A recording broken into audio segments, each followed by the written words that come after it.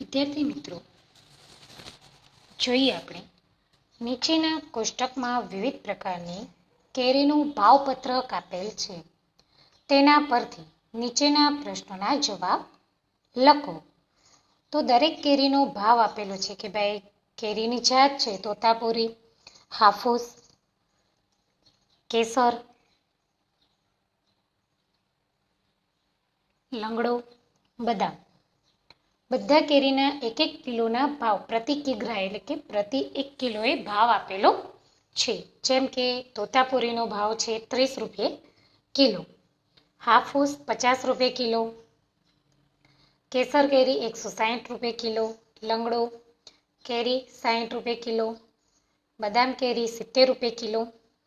હવે તેના આધારે કેટલાક પ્રશ્નો આપ્યા છે. જેમ કે પહેલો પ્રશ્ન છે, રમેશને 3 કિલોગ્રામ હાફૂસ કેરી ખરીદવા માટે કેટલા રૂપિયા ચૂકવવા પડે છે? રમેશ છે તેને 3 કિલો હાફૂસ કેરી ખરીદવી છે, તો તેના માટે એને કેટલા રૂપિયા ચૂકવવા પડશે? તો 1 કિલોગ્રામના કેટલા છે? હાફૂસ કેરીના 50 રૂપિયા. તો 3 કિલોગ્રામ કેટલા? તો 50 ગુણ્યા 3. કેટલા જવાબ આવશે? 50 ગુણ્યા 3 150 રૂપિયા. તો એને કેટલા રૂપિયા જોશે? તો રમેશને આખા વાક્યમાં લખવાનું છે, રમેશને 3 કિલોગ્રામ હાફૂસ કેરીના 150 રૂપિયા ચૂકવવા પડે. હવે જોઈએ આગળ. દાખલા નંબર 2, ભાવેશ પાસે 160 રૂપિયા છે, તો તે કેટલા કિલોગ્રામ કેસર કેરી ખરીદી શકે છે? તમે જુઓ છો કે ભાઈ કેસર કેરીનો ભાવ કેટલો છે? તો કે 1 કિલોએ 160 રૂપિયા અને ભાવેશ જોડે પણ 160 રૂપિયા છે. તો 1 કિલો કેસર કેરીની કિંમત 1 કિલોગ્રામ કેસર કેરીની કિંમત કેટલી છે? 160 રૂપિયા. માટે નીચે લખવાનું છે કે તેથી ભાવેશ રૂપિયા 160માં 1 કિલોગ્રામ કેસર કેરી ખરીદી શકે છે.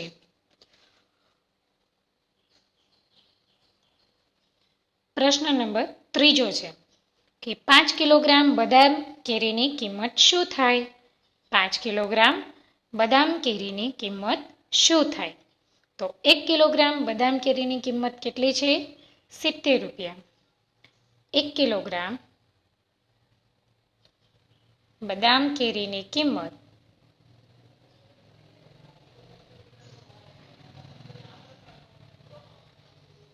70 રૂપિયા છે. તો 5 કિલોગ્રામ બદામ કેરીની કિંમત કેટલી? તો 70 ગુણ્યા 5 કેટલા આવશે? 350. તો 350 રૂપિયા થાય. હવે જોઈએ આગળ. 3 પ્રશ્નોના જવાબ આપણે જોયા. હવે ચોથો જોઈએ. ચોથો, જો રીટા રૂપિયા 150 લઈને તોતાપુરી કેરી ખરીદવા જાય તો જો રીટા રૂપિયા 150 લઈને તોતાપુરી કેરી ખરીદવા જાય તો તે કેટલા કિલોગ્રામ તોતાપુરી કેરી ખરીદી શકે છે? 1 કિલોગ્રામ તોતાપુરીની કિંમત કેટલી છે? તો રીટા 150 રૂપિયા લઈને તોતાપુરી કેરી ખરીદવા જાય છે. તો તોતાપુરી કેરીનો ભાવ છે 30 રૂપિયા. તો 30 રૂપિયામાં મળતી તોતાપુરી કેરી 30 રૂપિયામાં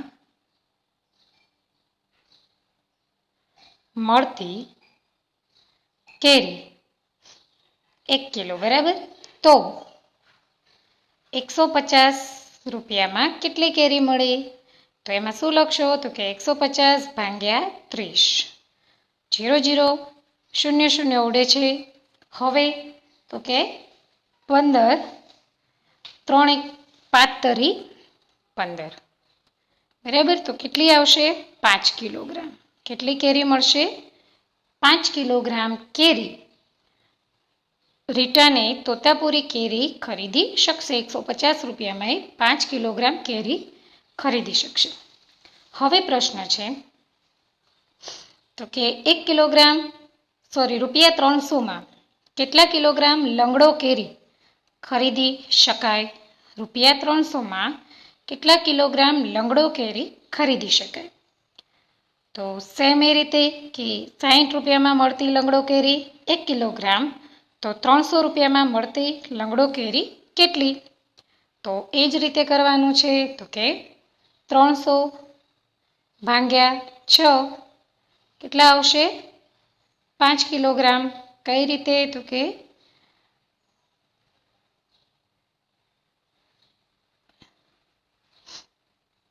300માં કેટલી કેરી લંગડો? તો 1 કિલો 60 રૂપિયામાં 1 કિલો, તો 300ની કેટલી મળશે? તો કે 0 0 ઉડી જશે, 6 પંચા 30, તો કેટલી કિલો મળશે?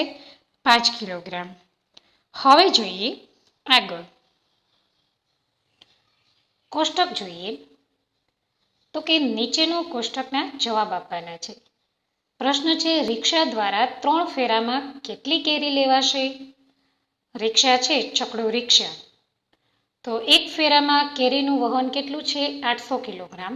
તો 3 ફેરામાં કેટલું?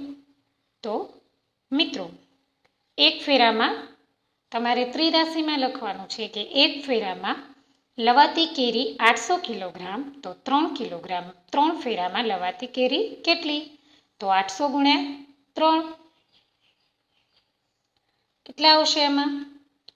કે 2400, બરાબર, 2400 કિલોગ્રામ. આગળ જોઈએ ટ્રક 2 ફેરામાં કેટલું અંતર કાપશે? તો ટ્રક 1 ફેરામાં કેટલું અંતર કાપે છે? 50 કિલોમીટર. તો 2 ફેરામાં કેટલું? 50 ગુણ્યા 2, તો એમાં પણ આવશે 100 કિલોમીટર. હવે આગળ જોઈએ ત્રીજો પ્રશ્ન છે ટ્રેક્ટરને 60 કિલોમીટર અંતર કાપવા કેટલો સમય લાગશે? તો ટ્રેક્ટરને 20 કિલોમીટર અંતર કાપવા માટે 1 કલાક લાગે છે, તો 60 કિલોમીટર અંતર કાપવા લાગતો સમય? તો 60 ભાગ્યા 20, બરાબર. ટ્રેક્ટર છે તેને 20 કિલોમીટર અંતર કાપવા માટે કેટલો સમય લાગે છે? 1 કલાક. તો 60 માટે કેટલો? તો શું કરશો? તો કે 60 ભાગ્યા 20, કેટલો જવાબ આવશે? તો 3. કેટલા કલાક લાગશે? 3 કલાક. આગળ જોઈએ ચોથો પ્રશ્ન જોઈએ ઊંટલારી દ્વારા 2 ફેરામાં કેટલી કેરી લવાશે અને તે 2 કલાકમાં કેટલું અંતર કાપશે? તો ઊંટલારી દ્વારા 1 ફેરામાં કેટલી કેરી લવાય છે? 400 રૂપિયા. તો 1 ફેરામાં લવાતી કેરી કેટલી છે? 400 કિલોગ્રામ. 1 ફેરામાં 400 કિલોગ્રામ, તો 2 ફેરામાં કેટલી? તો 400 ગુણ્યા 2, 4 દુ 8 અને પાછળની 2 શૂન્ય, એટલે 800 કિલોગ્રામ કેરી 2 ફેરામાં લવાય છે. હવે એમાં વાત કરી કે ઊંટલારી છે દ્વારા 1 કલાકમાં કપાતું અંતર કેટલું છે? તો કે 5 કિલોમીટર. તો 2 કલાકમાં કપાતું અંતર કેટલું? તો 1 કલાકમાં 5 કિલોમીટર, તો 2માં કેટલું? તો 5 ગુણ્યા 2, 5 દુ 10 કિલોમીટર. કેટલા થશે? 10 કિલોમીટર. તો આ રીતે આપણે કોષ્ટક પૂર્ણ કર્યું. આગળ આપણે એક દાખલો જોઈએ. ગીતાબહેન ખેતરમાં આંબાના નવા છોડ ઉછેરવા મહિલા બેંકમાંથી 30,000 રૂપિયાની લોન લે છે. 1 વર્ષમાં કુલ 25,920 રૂપિયા લોન ભરપાઈ કરે છે. તો તેમણે દર મહિને કેટલા રૂપિયા ચૂકવવાના હશે? તો ગીતાબેન છે કેટલી લોન લે છે? 30,000 રૂપિયા. કેટલી લોન લે છે? 30,000 રૂપિયા. હવે 1 વર્ષમાં એ કેટલી ભરપાઈ કરે છે? તો કે 25,920. તો 1 વર્ષના મહિના કેટલા? 12 મહિના. 1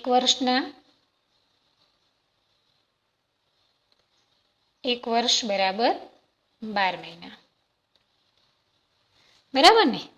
તો સરખા હપ્તામાં એ ભરે છે. દર મહિને હપ્તાની રકમ પણ છે કે 25,920 ભાગ્યા 12. તો કેટલા થશે? તો કે ભાગાકાર કરો. 25,920 ભાગ્યા 12. તો એનો આપણે ભાગાકાર કરીએ.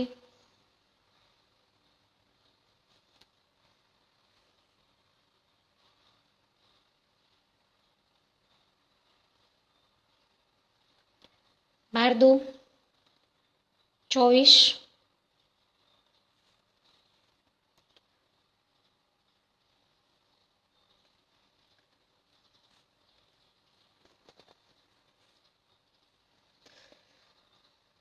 પાંચમાંથી 4 જાય તો 1, 0 પરથી ઉતાર્યો 9. ફરી 12 એકા 12, 9 માંથી 2 જાય તો 7, 0 પરથી ઉતાર્યો બગડો. હવે તો કે 12 6 72, 0 0 ઉપરથી ઉતારી 0, ભાગ ન ચાલે એની 0.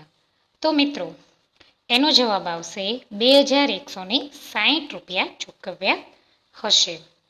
આગળ જોઈએ.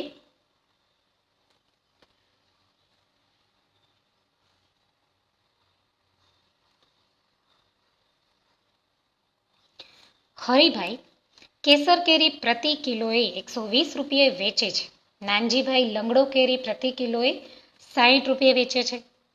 એક દિવસ હરિભાઈએ 15 કિલોગ્રામ કેસર કેરી વેચી. તો હરિભાઈ જેટલા રૂપિયા મેળવવા નાનજીભાઈએ કેટલા કિલોગ્રામ લંગડો કેરી વેચવી પડશે? આગળ આપણે મહેપતભાઈનો દાખલો જોયો. તો એ જ રીતે મિત્રો આ પણ દાખલો તમારે કરવાનો છે કે હરિભાઈ છે 1 કિલોગ્રામ કેસર કેરી કેટલામાં વેચે છે? 120 રૂપિયે. અને ભાવે વેચે છે તો વેચેલ કેરી કેટલી હતી? 15 કિલો. તો 1 કિલોના 120, તો 15 ના કેટલા? શું કરશો? તો કે 120 ગુણ્યા 15.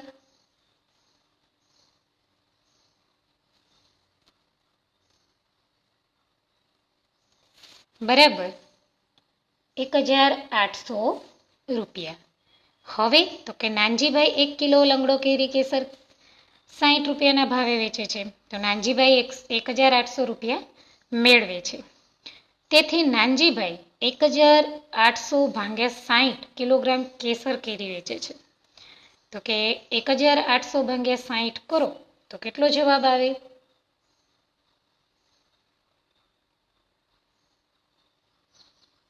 જેમ કે તમે જોયું કે 1,800માં હરિભાઈને પૈસા તો એ વાત કરી છે આપણને કે એક દિવસ 15 કિલો કેસર કેરી વેચી. બંનેને નાનજીભાઈ જેટલો ભાવ જે છે કે ભાઈ હરિભાઈ જેટલા જ રૂપિયા એમને મેળવવા હોય તો એમને કેટલા કેરી લંગડો કેરી વેચવી પડે? તો કે 1,800 ભાગ્યા 60, 0 0 ગયું તો 30, 6 તરી 18 અને 0 એટલે કે 30 6 180 થાય. બરાબર. તો કે 30 કિલોગ્રામ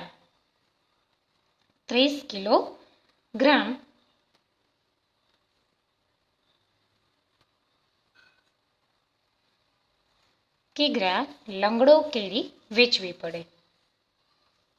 હવે આગળ જોઈએ.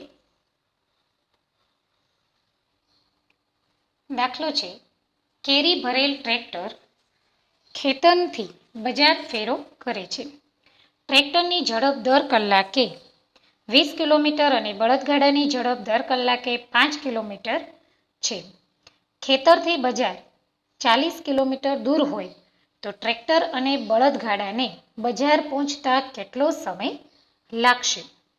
તો મિત્રો ખેતરથી બજારનું અંતર કેટલું છે? તો કે ખેતરથી બજારનું અંતર છે 40 કિલોમીટર. બરાબર ને? અને ટ્રેક્ટરની ઝડપ કેટલી છે? 20 કિલોમીટર. તો તમારે લખવાનું થશે કે ભાઈ ખેતરથી બજારનું અંતર છે 40 કિલોમીટર અને ટ્રેક્ટરની ઝડપ છે 20 કિલોમીટર. હવે વાત કરી તો કે ટ્રેક્ટરને બજાર પહોંચતા લાગતો સમય. ટ્રેક્ટરને બજાર પહોંચતા લાગતો સમય કેટલો છે? તો કે 40 કિલોમીટર.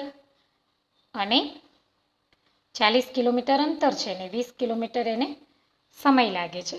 તો ભાગાકાર કરો કે 0 0 જાય અને 4 2 દુ 4. તો કેટલા કલાક થશે? 2 કલાક. કે ટ્રેક્ટરને બજાર પહોંચતા લાગતો સમય ખેતર તો કે 40 કિલોમીટર અંતર છે અને 20 કિલોમીટર એને ઝડપ છે એની. હવે તો કે બળદગાડાની દર કલાકે ઝડપ જોઈએ આપણે. તો કે બળદગાડાની ઝડપ સેમ આ જ રીતે. તો કે બળદગાડું છે દર કલાકે 5 કિલોમીટર અંતર કાપે છે. બરાબર ને? તો એની વાત કરીએ તો કે બળદગાડાને બજાર પહોંચતા લાગતો સમય બરાબર તો કે 40 ભાગ્યા 5 કેટલા થશે? 8 પંચા 40 તો 8 કલાક. કેટલો કલાક લાગશે? 8 કલાક. તો મિત્રો આ રીતે આપણે દાખલા સમજ્યા.